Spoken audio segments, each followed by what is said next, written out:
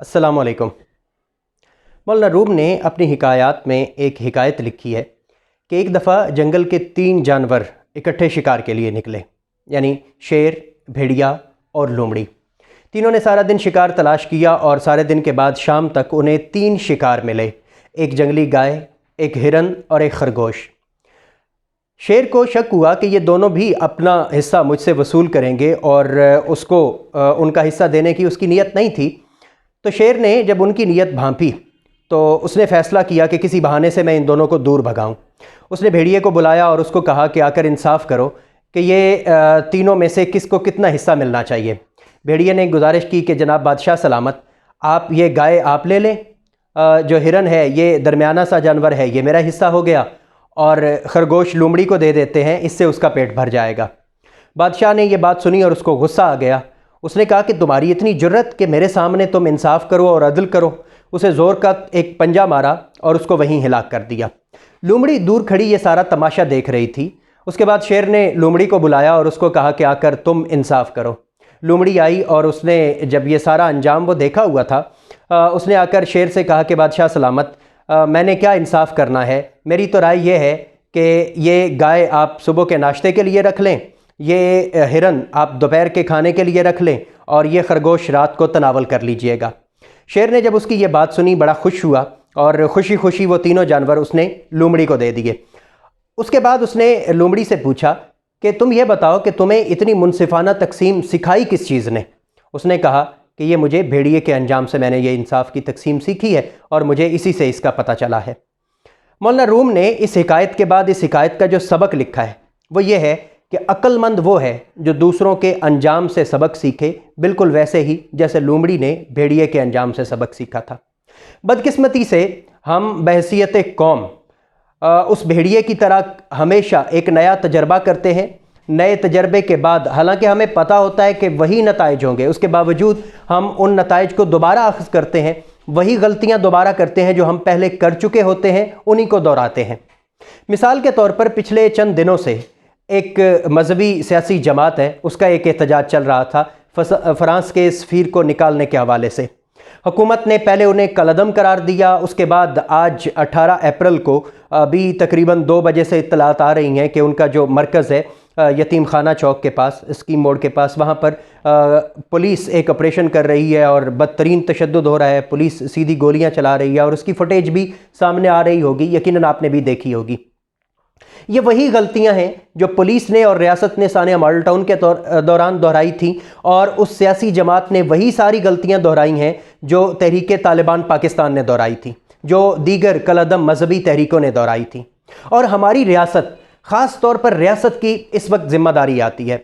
रियासत एक माँ की तरह होती है और हमारे वो रियासती एहलकार, वो हमारी रियासती इदारे जिनकी ज़िम्मेदारी होती है अमन व अमान को बरकरार रखना, वो जब इस तरह की कोई जमात बनती है शुरू में उसे शह देते हैं, उसको कहते हैं ये हमारे अपने ही लोग हैं। वो अपनी जब कार्रवाइयाँ कर रहे होते हैं, यही गलती इन्होंने उस वक्त की जब लाल मस्जिद के वो जो ख़तीब थे वो सारा कुछ कर रहे थे, जब सवात में वो सूफ़ी मोहम्मद कर रहे थे, जब वज़ीरिस्तान में बैतुल्ला महसूद कर रहे थे, शुरू में उनको शह देते रहे, वो अपनी कार्रवाइयाँ करते रहे और हमारी रियासत कहती रही नहीं आप अपने बच्चे हैं, हमने इनसे नहीं लड़ना।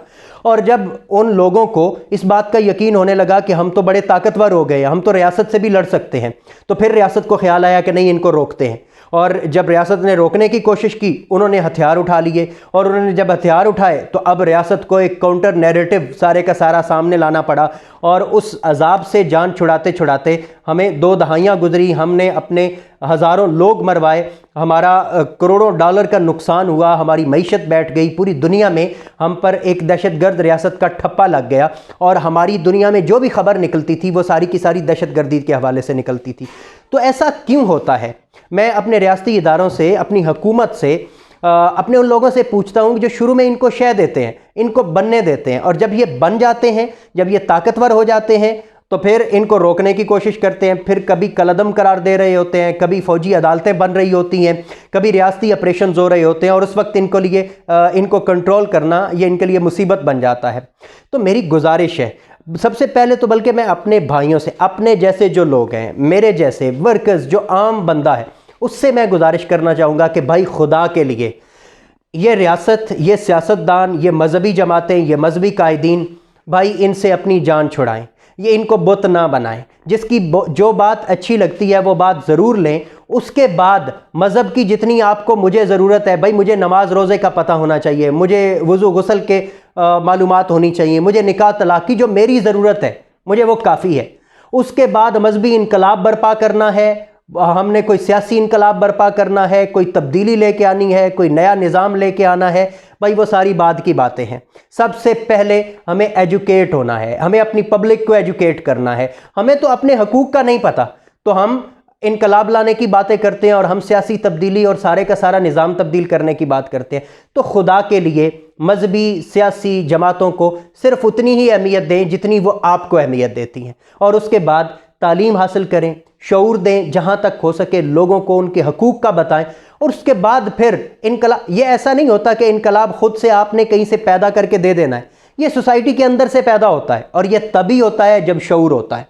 تو خدا کے لیے ان چیزوں سے اپنی جان چھڑائیں، اور ریاست کے جو ہمارے ستون ہیں ان سے گزارش ہے، عدالتوں سے، ہمارے ججز سے، ہمارے جرنیلوں سے، اور سب سے بڑھ کر ہماری حکومت سے۔ خان صاحب، آپ نے وہی سب کچھ کیا جو شریف برادران نے ماڈل ٹاؤن میں کیا تھا۔